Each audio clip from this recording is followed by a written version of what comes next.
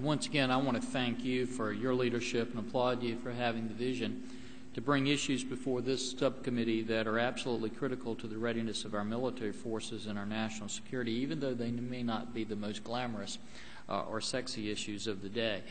Today's hearing is one on such a topic.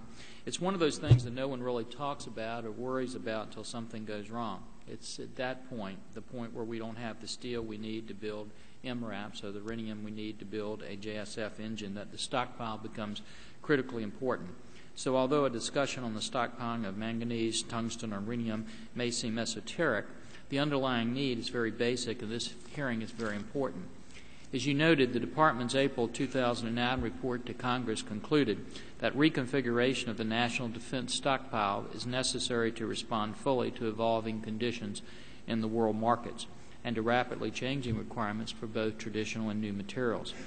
The report lists several potential changes, and we are here today to discuss these potential changes and get further understanding of what the Department sees as a desired end state for the stockpile. Since it was established by the Strategic Materials Act in 1939, the stockpile has experienced a roller coaster ride of reductions and buildups.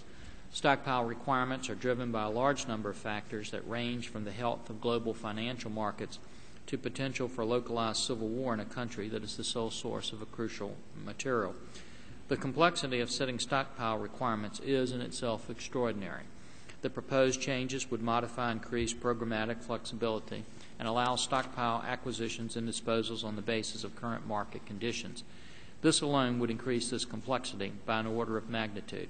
Furthermore, moving toward an integrated interagency approach to strategic materials management would likely broaden stockpile requirements and further complicate stockpile management.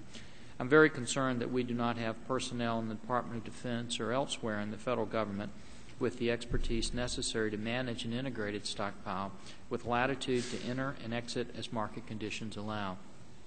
DoD's proposed reconfigured stockpile would, quote, be founded on an interagency collaborative approach and bolstered by use of experts in timely market research and intelligence, end quote. While I applaud efforts to improve management of this asset that's absolutely critical to national security, I do have concerns that in reality this vision may not be wholly achievable through one sweeping reform initiative. I'd like to thank our witnesses for being with us today to share some of their expertise with all of us. As I alluded to earlier, this is an area where we cannot afford to go wrong. It's vital that we understand what it takes to achieve the goals set forth, while we also strive to identify the unintended consequences of our actions. And your testimony today is a crucial part of that. It's my understanding that in order for this proposed reconfiguration to take place, this body will have to take legislative action.